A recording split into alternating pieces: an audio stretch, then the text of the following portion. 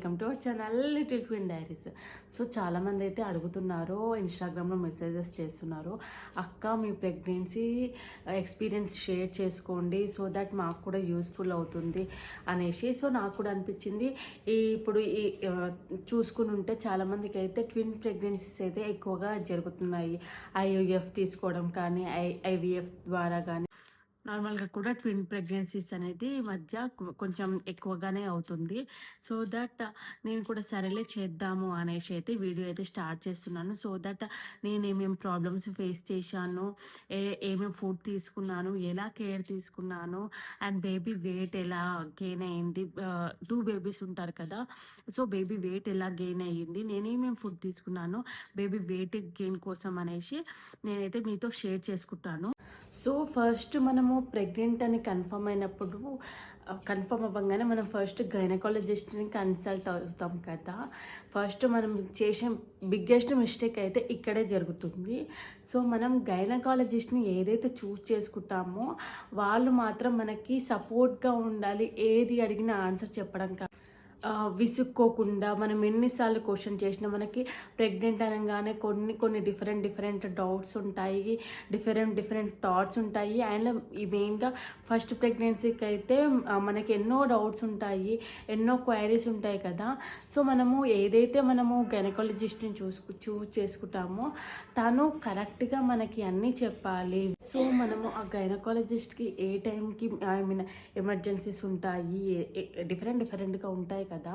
So ఏ టైంలో call చేసినా తను మనకి ఆన్సర్ ఇచ్చేటట్టు అలా ఉండాలి. సో ఫస్ట్ మెయిన్ చూస్ చేసుకోవాల్సింది మనం గైనకాలజిస్ట్ని. సో దీంట్లో కూడా నేను కొంచెం ఎక్స్పీరియన్స్ అయ్యాను. ఏంటి అని అంటే, పెళ్ళైన కొన్ని డేస్కి నాకు పీరియడ్ అయితే మిస్ అయ్యింది. సో పీరియడ్ మిస్ అయింది, ఇంట్లో టెస్ట్ చేసుకున్నాను. టెస్ట్ చేసుకున్నాక కూడా ఏమైంది, నెగిటివ్ వచ్చిందనమాట. సో ఎందుకైనా మంచిది సరేలే అనేసి ఒక గైనకాలజిస్ట్కి అయితే వెళ్ళాము. వెళ్తే ఆమె ఏంటి అంటే, తను ఇక్కడ కూర్చుంది, నన్ను ఎక్కడో దూరంలో కూర్చోబెట్టి క్వశ్చన్స్ అడగడం స్టార్ట్ చేసింది. అండ్ నేనైతే ఏదైతే క్వశ్చన్ చేసినప్పుడు తను విసుకుంటూ ఆన్సర్ చెప్పడము, ఇలాగే అవుతుంది ఇది ఒక అనేసి చెప్పిందనమాట. సో దట్ నాకు నచ్చలేదు. అండ్ ఆ రోజు తను ఏంటేంటో స్కానింగ్ డిఫరెంట్ స్కానింగ్లు రాసింది. ఆ రోజు అరౌండ్ 8,000 అయితే మనీ అయితే స్కానింగ్లకి, డిఫరెంట్ మెడిసిన్స్కి ఏమేమో రాసిందనమాట. సో నాకు అసలు ప్రాబ్లం తెలియకుండా ఈమె ఎందుకు ఇలా రాసింది అనేసి నాకైతే అనిపించింది. సో స్కానింగ్ అవన్నీ చేసింది. సో నాకు అప్పుడు థైరాయిడ్ అనేది వచ్చిందనమాట. థైరాయిడ్ వల్ల పీరియడ్ అనేది మిస్ అయింది అనేసి అక్కడ తెలిసింది. సో ఇమీడియట్గా నేనైతే థైరాయిడ్ మెడిసిన్స్ తీసుకోవడం అలా స్టార్ట్ చేశాను. మెడిసిన్స్ తీసుకున్నాక మళ్ళీ ఒక 10 డేస్కి మళ్ళీ చూద్దాము అనేసి ఆమె చెప్పింది. కాకపోతే నాకు తను నచ్చలేదు, మళ్ళీ నేను తన దగ్గరికి వెళ్ళలేదు. సో మా ఫ్రెండ్కి తెలిసిన వాళ్ళు ఉంటే గైనకాలజిస్ట్, తన దగ్గరికి వెళ్ళాను. కానీ తను మాత్రం మంచిగా రిసీవ్ చేసుకుంది, నాకున్న డౌట్స్ మొత్తం క్లారిఫై చేసింది, ఇలా ఎందుకు వస్తుంది ఏంటి అనేసి. సో థైరాయిడ్ అనేది కొందరికి కొన్ని టెన్షన్స్ వల్ల, ప్రాపర్గా స్లీప్ లేకపోవడం వల్ల, ఫుడ్ డైట్ వల్ల, ఇలా డిఫరెంట్ పీపుల్కి డిఫరెంట్ వేస్లో వస్తాయి కదా. సో నాకు అప్పుడు వచ్చేసి కొంచెం టెన్షన్, యాంగ్జైటీ తోటి నాకైతే థైరాయిడ్ అనేది స్టార్ట్ అయిందనమాట.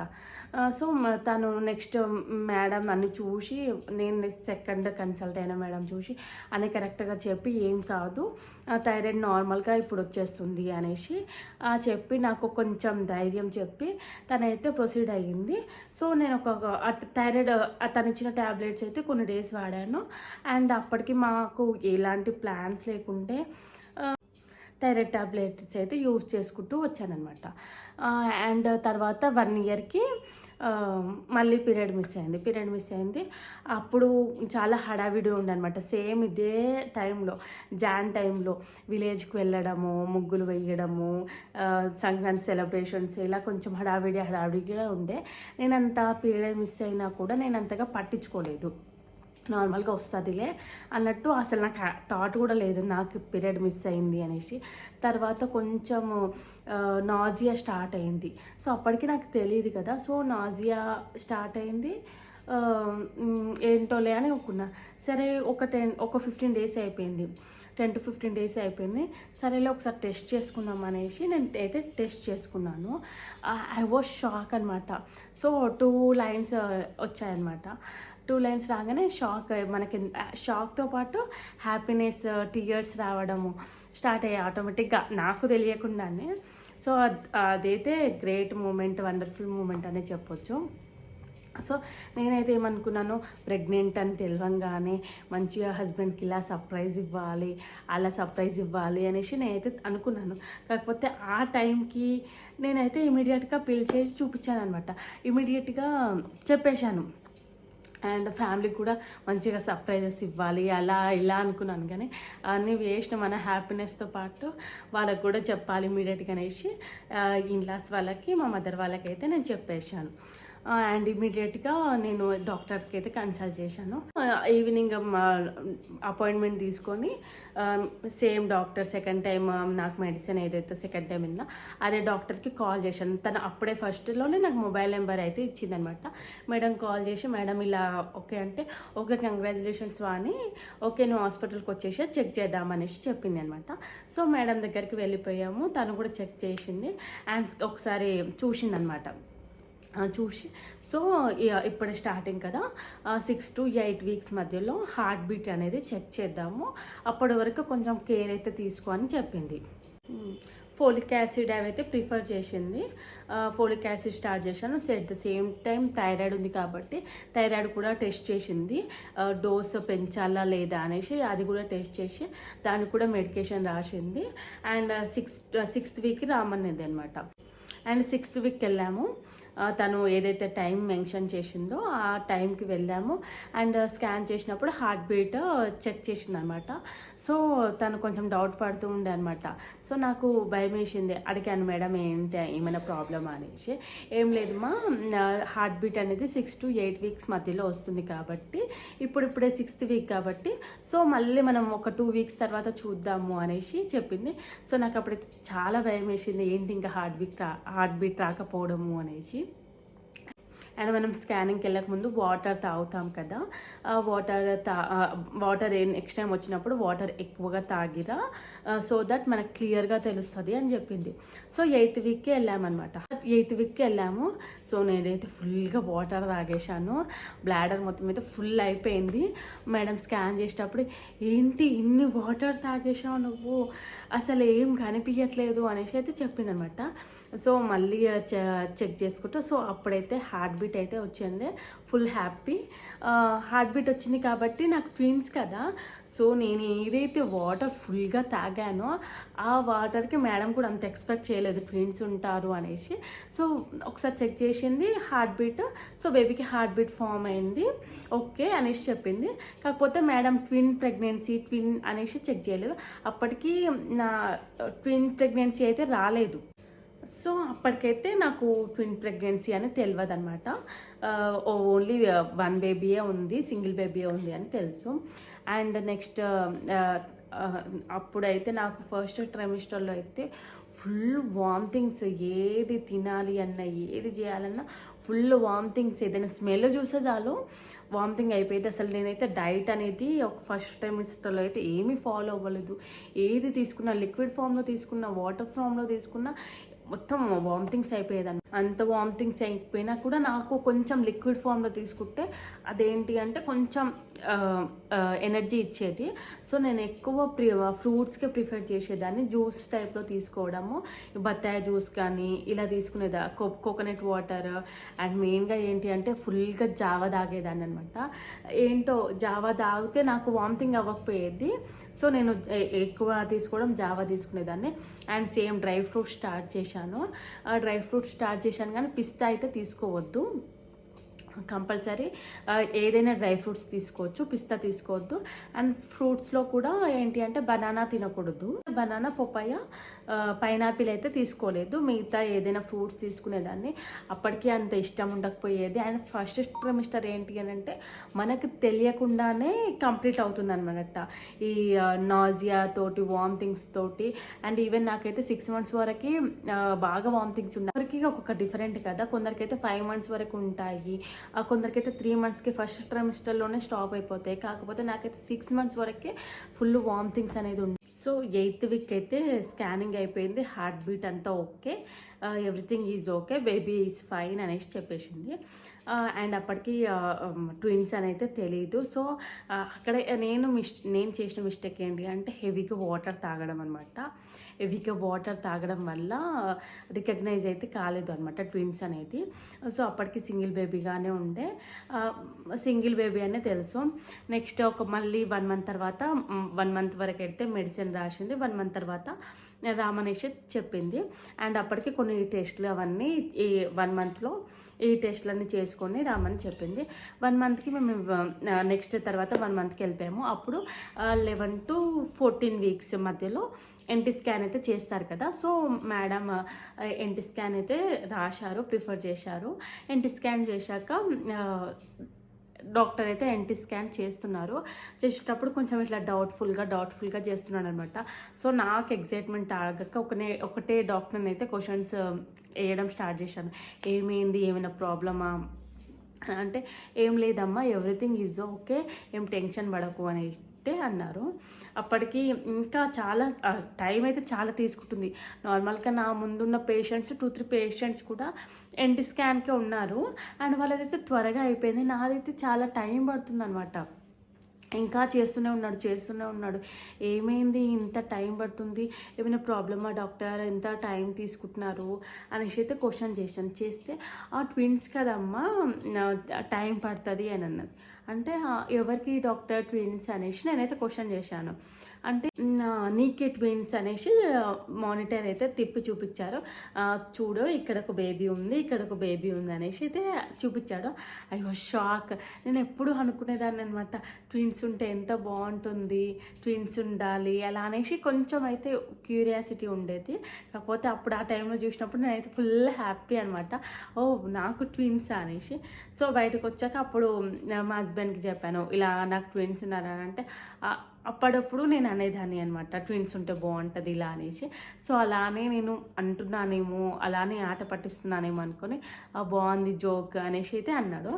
అన్నాక నమ్మట్లేదు అనమాట. నిజంగానే మనకు ట్విన్స్ అని అంటే కూడా అసలు ఏమీ నమ్మట్లేదు. సో సిస్టర్ వచ్చి కూడా ట్విన్స్ అంటే ఏంటి అని అంటే ఫీ ఎక్కువ అనమాట. నార్మల్ 1 బేబీకి ఫీ అయితే డిఫరెంట్, ట్విన్స్ ఉన్న బేబీకి ఫీ అయితే డిఫరెంట్. సార్ మీకు ట్విన్స్ ఉన్నారు కదా, ఫీ పే చేయాలి అన్నారు. అంటే ఆయన షాక్ అనమాట. జోక్స్ ఆపండి అనేసి అయితే నన్ను అన్నాడు. అంటే ఆయన ఉండి నిజంగానే సార్ మీకు ట్విన్స్ అనేసి అప్పుడు రిపోర్ట్స్ అయితే చూపిస్తే అప్పుడు తను షాక్ అనమాట. నాకైతే ఫుల్ హ్యాపీ, తనైతే షాక్. సో ఆ ఫీ అన్నది పే చేసేసి ఇంటికైతే వచ్చాము. సో ఈవినింగ్ అయితే మళ్ళీ డాక్టర్ దగ్గరికి వెళ్ళాలి. ఇంట్లో ఆ పాటికి మేము డిస్కషన్ అనమాట. ఓ ట్విన్స్ అని అంటే మా మమ్మీ ఇంటికి వచ్చాక మమ్మీకి చెప్పామన్నమాట, ఇలా ట్విన్స్ ఉన్నారంటే మా మమ్మీ కూడా అసలు ఎవ్వరు నమ్మలే అనమాట. నాకు ట్విన్స్, నార్మల్గా అయితే ట్విన్స్ మేబీ ఎక్కువ అయితే ట్రీట్మెంట్ తీసుకున్న ద్వారా వస్తారనమాట ట్విన్స్ అనేది. కాకపోతే ఇది నార్మల్ ప్రెగ్నెన్సీలో ట్విన్స్ ఎలా అనేసి అందరు షాక్ అనమాట. సో అప్పటికి ఎక్కువ మా ఫ్యామిలీ వాళ్ళకి ఎవరికి చెప్పలేదు, జస్ట్ 4 మెంబర్స్కి మా ఫ్యామిలీకి అండ్ మా ఇన్లాస్ వాళ్ళకి అనమాట. ఇంకా ఎక్కువ బయట కూడా స్ప్రెడ్ అయితే మేము ఎవరికి చెప్పాలనుకోలేదు.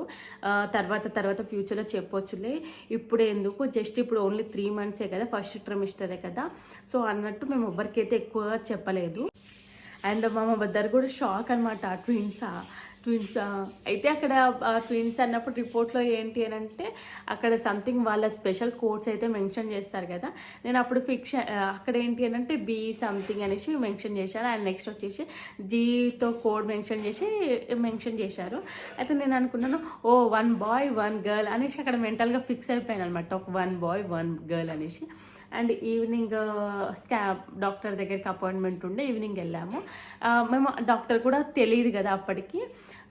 వెళ్ళి జస్ట్ స్కాన్ రిపోర్ట్స్ ముందలు పెట్టంగానే డాక్టర్ కూడా చూసి రిపోర్ట్ చూడగానే షాక్ అయ్యి ఏయ్ ట్విన్సా మనం ఐడెంటిఫై చేయలేదు అనేసి తను కూడా షాక్ అనమాట.